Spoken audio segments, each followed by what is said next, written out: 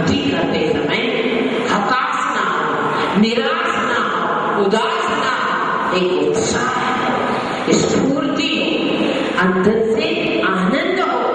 जितनी स्फूर्ति आनंद के साथ निजी क्रियाएं करोगे उसका स्थिति अनुभाव उतना ही अच्छा बढ़ेगा। तो इस प्रकार जो भक्त होते हैं वो हर परिस्थितियों से जूझते हैं और भक्ति अवश्य साथ देती है।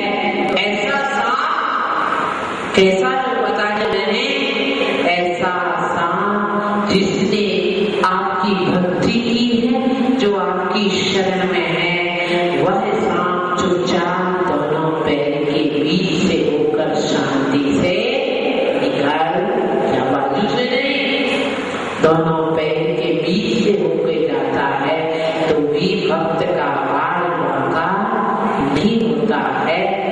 कह रहा है ये काम कि करे इतनी जोरदार भक्ति, बरसात तो जोरदार हो गई है, अब भक्ति भी जोरदार होनी चाहिए।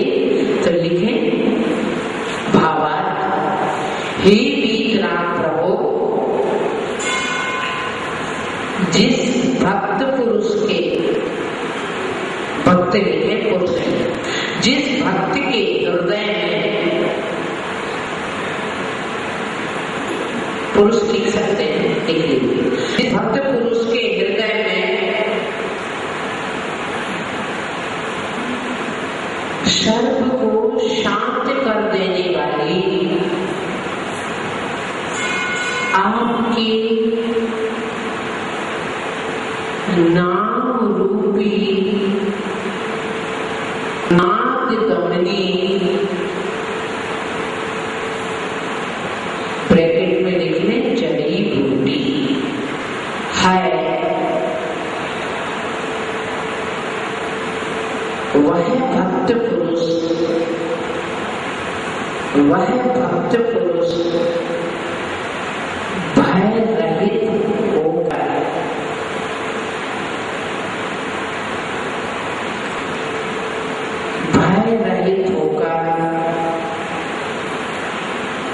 लाल लाल नेत्र वाले,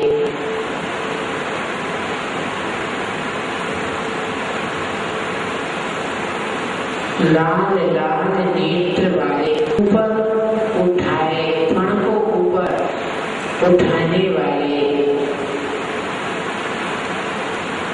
सर्प के सामने निर्भय होकर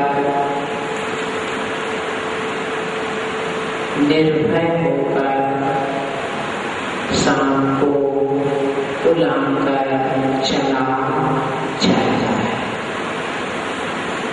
निर्भय होकर सांप को उलांकर चला जाता है। लिखे नीतिमन, बहुत अच्छी आज की रीति है ना। एक ऐसे रीतिधारी मुनि में आज बन जाए तो फिर क्या करना, ध्यान से सुने। ओम प्रेम नमो खीर सवीणम, जापे वही छवम छवम नमः स्वाहा। ओम प्रेम अर्हम नमो खीर सवीणम, छवम छवम नमः स्वाहा। अर्थ लिखे,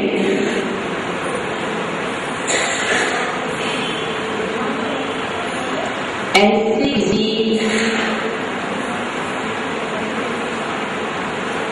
जिनके हाथ में,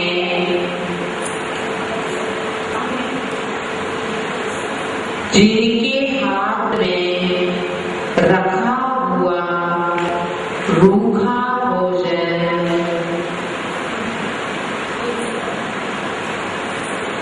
क्षीर पदार्थ जैसा होगा। क्षीर में दूध,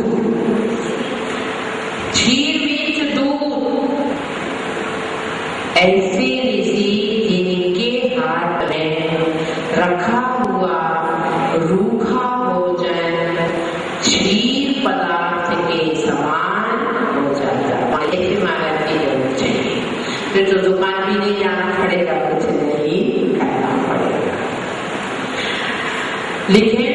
मंत्र जाप ओम नमो श्राम श्रीं श्रों स्रवं स्रः जलदेवी कमले पद्मले निवासिनी पद्मग्रह निवासिनी पद्मोपरि संस्थिते सिद्धिं देहि मनोवांछित कुरु स्वाहा।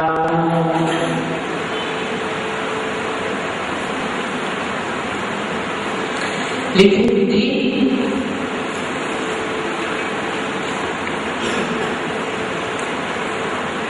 कोई यंत्र स्थापित करें, अभिषेक आरती पूजन मंगल कला से स्थापना।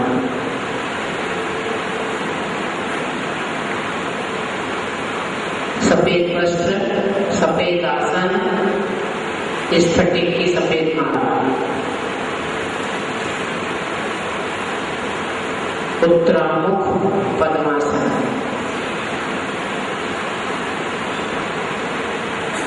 ब्रह्म मुहूर्त, दशांग धूप, 12,000 जाप करें काव्य रीति जाप और मंत्र का।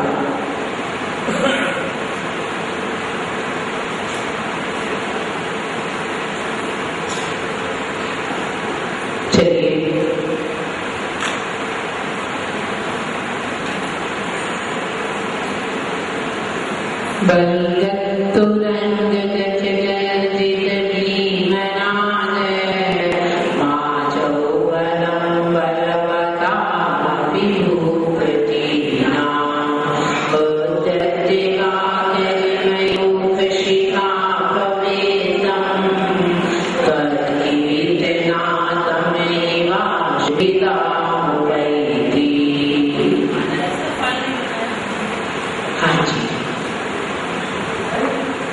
देखिए फल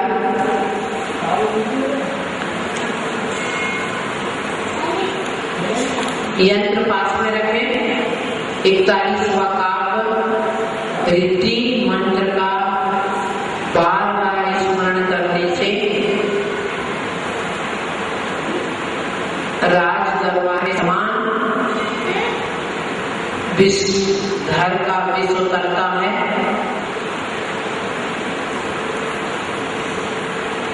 विषधर का विष उतरता है। कांच पात्र में पानी जल भर के 108 बार मंत्रित करें मंत्र से, और वह पानी डालने से विष उतरता है। कांच पात्र समझ गए? कांसे का बर्तन है किसी के घर में? नहीं है। किसके घर में? हाथ तो चल रहे। अरे वाह, बहुत लोगों के घर में सही। अब संसार में जल जोरू जमी है, ये 3 चीज जहां है वहां क्या संघर्ष रहेगा। तो जब जिंदगी में भक्त को ऐसे संग्राम का सामना करना पड़े, बाहर के साधन तो है ही है, परंतु भक्त का साधन भी उसके पास रहता है, तो वह युद्ध को सहज ही जीत लेता है युद्ध करने वाले को। लिखे भावार्थ त्वत् आपके, आपके कीर्ति नाम स्तुवन से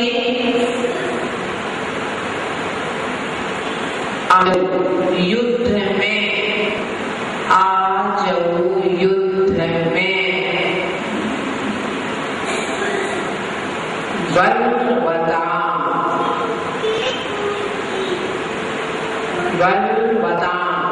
बलवंत, शक्तिशाली, भूपतिना,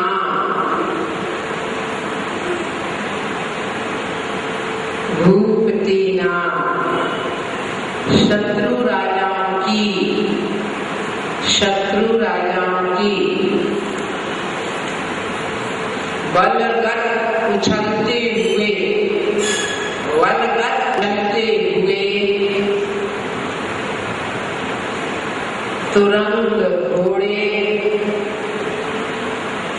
तुरंग घोड़े गज हाथियों की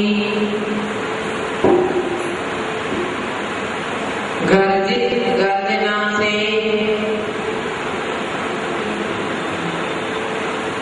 भीमनादम भयानक शब्द वाली बलम सेना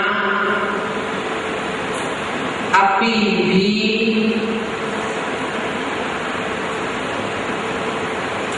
उद्धत दिवाकर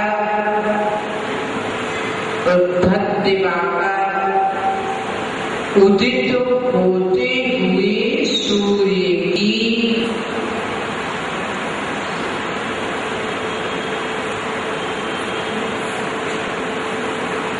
मयूख शिखा किरणों के अग्रभाग से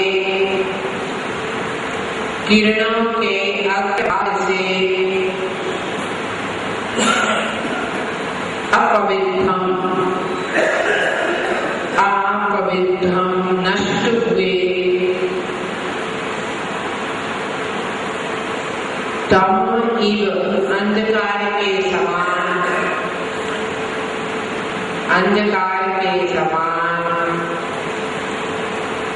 आशु शीघ्र ही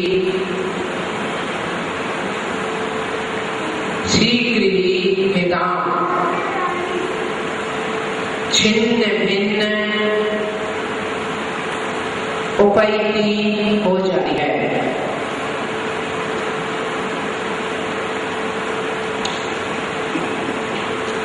मुझे विश्वास है कि भारत में प्रजातंत्र है, अब राजा के युद्ध होने वाले नहीं, परंतु घर में बहुत बड़े युद्ध होने लगे। तो यहाँ पर आचार्य भगवान मानव कह रहे हैं कि हे भगवान, कैसी विकट परिस्थिति युद्ध में सामने वाले राजा की सेना बलशाली है, कैसी बलशाली शक्तिपनी को व्यक्त करने के लिए कि जहां घोड़े क्या कर रहे हैं, उछल रहे हैं, सिंह गर्जना कर रहा है और भयानक शब्द वाली सेना आओ मारने को तैयार है, युद्ध को तैयार है, आपका नष्ट कर देंगे, पराजित कर देंगे। ऐसे शब्दों को सुनकर जिसका मन एकदम से उदास हो जाए, अपने आप में भय उत्पन्न करके कि कहीं मैं हार तो नहीं जाऊंगा, ऐसी बलशाली सेना के सामने भी आपका भक्त कमजोर नहीं होगा, निश्चित ही विजय को वरण करेगा। कैसे? जैसे सूर्य के उदित होने पर अंधकार पलायमान कर जाता है, अंधकार नाश को प्राप्त हो जाता है, ठीक उसी प्रकार भगवान वह सेना भी एक समय छिन्न भिन्न हो जाएगी और आपके भक्त को पराजय का सामना नहीं करना पड़ेगा। लिखिए भावार्थ, हे आदिनाथ प्रभु,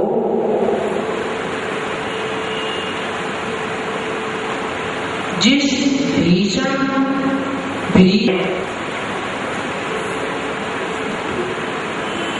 घोड़े हिनहिनाते हों, घोड़े की आवाज को क्या कहते हैं? गाय क्या करती है? रंभाती है। कुत्ता क्या करता है? हाँ, ऐसे घोड़ा हिनहिनाता है। रण क्षेत्र में घोड़े हिनहिनाते हों और हाथी क्या करता है? चिघाड़ता है। शेर क्या करता है? आदमी चिल्लाता है ना? जो क्रोध में आ जाता है वैसे सामान्य में तो बोलता है, परंतु चिल्लाता भी है। घोड़े हिनहिनाते हों, हाथी भयंकर चिल्लाड़ करते हों,